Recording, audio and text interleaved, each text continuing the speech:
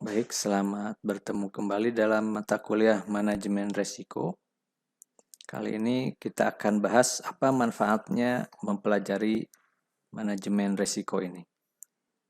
Nah, yang pertama kita bahas manfaat mempelajari manajemen resiko. Pertama-tama sebagai seorang anggota organisasi atau anggota perusahaan, terutama bagi seorang manajer, ini akan dapat mengetahui cara-cara atau metode yang tepat untuk menghindari atau mengurangi besarnya kerugian yang diderita perusahaan sebagai akibat terjadinya ketidakpastian peristiwa. Nah, jadi sebagai manajer di sebuah perusahaan, kita dengan mempelajari manajemen risiko bisa mengetahui cara-cara yang tepat, ya, metode yang tepat untuk bagaimana menghindari besarnya kerugian atau mengurangi besarnya kerugian, menghindari atau mengurangi besarnya kerugian yang diderita perusahaan. Nah, namun jika Anda bukan merupakan seorang manajer di perusahaan pun ada manfaat-manfaat pribadi yang bisa diperoleh dengan mempelajari manajemen risiko ini. Yang pertama, bisa saja Anda menjadi manajer risiko yang profesional dalam jangka waktu yang relatif lebih cepat. Nah, karena kita sudah mengetahui apa metode-metodenya, kemudian hal ihwal tentang manajemen risiko ini. Yang kedua, mungkin Anda bisa membantu manajer risiko di perusahaan tempat Anda bekerja untuk dapat memberi kontribusi yang bermanfaat bagi manajer risiko di perusahaan tempat kita bekerja. Nah, jadi kita bisa memberikan masukan-masukan dan pandangan-pandangan yang mungkin bermanfaat, ya, bisa membantu manajer risiko di perusahaan tempat kita bekerja. Atau bila perusahaan itu tidak memiliki manajer risiko, kita bisa saja menjadi konsultan manajemen risiko. Nah, bisa menjadi konsultan manajemen risiko antara lain sebagai agen asuransi atau broker, ya, pedagang perantara untuk penanaman modal biasanya, atau penasehat penanaman modal, di mana kita mengelola keuangan perusahaan atau biasanya profit perusahaan kita kelola agar terhindar dari resiko-resiko kehilangan, atau menjadi konsultan perusahaan yang tidak mempunyai manajemen risiko. Nah, selanjutnya mengenai nilai ekonomis dari penanggulangan risiko. Nah, jadi dengan mempelajari manajemen risiko, kita memiliki nilai-nilai ekonomis dalam penanggulangan risiko. Nah, yang pertama yaitu penghindaran atau pengurangan nilai kerugian dari terjadinya peristiwa yang merugikan, yang tidak diharapkan atau tidak bisa dipastikan terjadinya. Nah, jadi yang pertama itu menghindari terjadinya kerugian, ya, apabila terjadi sesuatu. Nah, itu mungkin bagaimana kita mengelola resiko-resiko yang mungkin timbul sehingga bisa kita hindari, atau mengurangi nilai kerugiannya jika itu sulit untuk dihindari. Berikutnya, penghindaran terhadap kerugian secara ekonomis yang diakibatkan oleh peristiwa ketidakpastian tersebut. Nah, jadi kalau yang di atas tadi menghindari atau mengurangi dampak dari kerugian, ya. Misalnya contoh kebakaran, resiko kebakaran. Bagaimana kita menghindari agar tidak terjadi kebakaran. Nah, kalaupun misalnya sulit dihindari, kita antisipasi ketika kebakaran itu terjadi, bagaimana tidak terlalu merusak, bagaimana dampaknya tidak terlalu merugikan kepada perusahaan, ya, bagaimana barang-barang yang lain tidak banyak yang ikut terbakar. Nah, tapi yang di bawah yang kedua ini penghindaran terhadap kerugian secara ekonomis. Nah, ketika kebakaran itu terjadi, tentu ada barang-barang yang rusak, yang secara ekonomis kita merugi ya, harus diganti. Nah, bagaimana supaya kerugian secara ekonomis itu bisa dihindari atau mungkin dikurangi. Lalu, bagaimana langkah-langkah pengelolaan risiko? Nah, yang pertama itu kita berusaha mengidentifikasi unsur-unsur ketidakpastian dan tipe-tipe resiko yang dihadapi bisnis. Ini sempat kita bahas pada pertemuan-pertemuan sebelumnya ya. Jadi apa saja unsur-unsur ketidakpastian itu dan juga tipe-tipe resiko yang dihadapinya. Ada secara internal, eksternal, secara operasional ya. Ada secara ekonomi dan ada beberapa jenis lainnya yang pernah kita pelajari sebelumnya. Nah, ini kita identifikasi di dalam satu, katakanlah dalam satu departemen ya. Untuk berlatih kita mengidentifikasi unsur-unsur ketidakpastian yang mungkin kita hadapi di dalam departemen tersebut. Kira-kira tipe-tipe resiko apa yang mungkin timbul ya, yang mungkin akan menerpa terhadap departemen tersebut. Nah, ini kita bisa nanti berlatih ya untuk mengidentifikasi ini. Yang kedua, berusaha untuk menghindari dan menanggulangi semua unsur ketidakpastian, yaitu dengan membuat perencanaan yang baik dan cermat. Nah, setelah diidentifikasi kemungkinan unsur-unsur apa saja yang bisa timbul, resiko yang bisa timbul, barulah kita mulai bisa membuat perencanaan. Nah, misalnya tadi ada resiko operasional ya, ada resiko kerja. Nah, itu apa saja yang mungkin terjadi, apa saja yang mungkin timbul. Nah, baru kita bisa membuat perencanaan untuk menanggulanginya.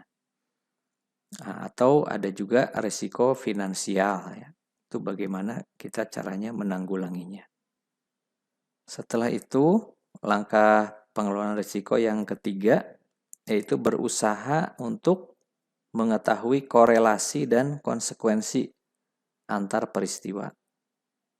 Dalam tahap ini, setelah kita identifikasi dan membuat perencanaan, kita mencoba untuk menelusuri korelasi dari peristiwa yang mungkin terjadi tadi, apa saja konsekuensinya, sehingga kita bisa mengetahui ada risiko-risiko yang terkandung di dalamnya. Ini akan kita bisa lanjut untuk mengantisipasi kepada penanggulangan risiko tersebut. Lalu yang keempat, berusaha untuk mencari dan mengambil langkah-langkah atau metode untuk menangani resiko-resiko yang telah berhasil diidentifikasi tadi. Nah, disinilah kita mengelola resiko yang kita hadapi.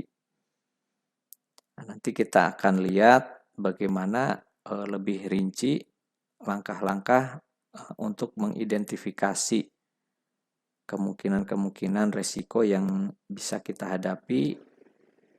Itu kita akan lakukan secara lebih terperinci bagaimana cara mengidentifikasinya. Nah, untuk mengingat kembali, jadi ada bentuk-bentuk resiko internal dan eksternal. Untuk yang internal kita telah bahas sebelumnya, yaitu ada resiko operasional, resiko finansial, resiko kerja, dan resiko modal. Resiko operasional ini umumnya terkait dengan sistem kerja di dalam organisasi kita. Di dalam sistem organisasi ada beberapa hal yang mungkin mengandung resiko secara operasional. Misalnya ketika seorang staf diawasi oleh supervisor. Di dalam sistem yang kita rancang, mungkin saja ada kemungkinan bahwa seorang staf itu bisa berbuat curang tanpa diketahui oleh supervisornya. Nah, itu contoh resiko operasional. Ada resiko di dalam sistem yang kita terapkan. Lalu resiko finansial, nah ini sudah jelas bahwa ketika operasional perusahaan berjalan, itu bisa saja kita mengalami kerugian-kerugian. Nah, contohnya ketika harga produk yang kita jual itu tiba-tiba anjlok di pasaran, atau harga bahan bakunya tiba-tiba naik, nah itu akan menimbulkan resiko finansial. Lalu resiko kerja, ini terkait dengan pekerjaan itu sendiri, di mana di dalam satu pekerjaan mungkin saja mengandung suatu resiko. Nah, ini yang mudah kita lihat adalah contohnya di pabrik-pabrik. Ketika seseorang menjalankan alat berat, itu tentu ada risiko kerja berupa kecelakaan kerja. Nah, contohnya seperti itu. Atau mungkin seorang pengemudi kendaraan di kantor, dia memiliki risiko kerja bertabrakan di jalan misalnya ya. Lalu resiko modal, nah ini juga terkait dengan finansial, yaitu kapital ya, ketika ini lebih menyangkut pada pemodalan ya. Ketika operasional sudah berjalan lancar, penjualan juga sudah membaik, namun ternyata kita memerlukan modal untuk menggulirkan operasional tersebut. Nah, itu ada risiko yang mungkin harus kita hadapi. Selanjutnya, bentuk-bentuk risiko eksternal, misalnya problem yang dimunculkan oleh konsumen. Nah, ketika kita menghadapi konsumen, itu merupakan suatu faktor eksternal yang memang cara mengelolanya juga tidak bisa sepenuhnya di dalam kekuasaan kita. Kita tidak bisa memaksa membuat konsumen berpikir atau bertindak sesuai keinginan kita. Nah, sehingga ini ada resiko yang bisa saja dimunculkan dari pihak konsumen. Apakah berupa ketidakpuasan ya, bentuknya komplain atau sebagainya. Lalu bentuk resiko eksternal yang lainnya adalah peraturan pemerintah. Peraturan pemerintah ini sangat mengikat kepada operasional bisnis kita, sehingga bila terjadi perubahan, maka bisa saja memberikan dampak yang merugikan kepada perusahaan. Kemudian tentu saja kerusuhan dan bencana alam itu merupakan faktor eksternal yang memang sulit kita kendalikan. Berikutnya kita lihat ada pemikiran lain tentang proses manajemen risiko. Nah, ini ada dari sumber yang berbeda, namun kita lihat polanya hampir sama dengan yang sebelumnya kita bahas ya. Yang pertama identify, yaitu mendefinisikan dan mengidentifikasi semua sumber risiko aktual untuk diantisipasi dan untuk dipahami. Nah, ini sama. Jadi kita harus mengidentifikasi lalu mendefinisikan kira-kira sumber risiko apa saja yang ada di dalam organisasi kita atau yang dihadapi oleh bisnis kita. Yang kedua measure.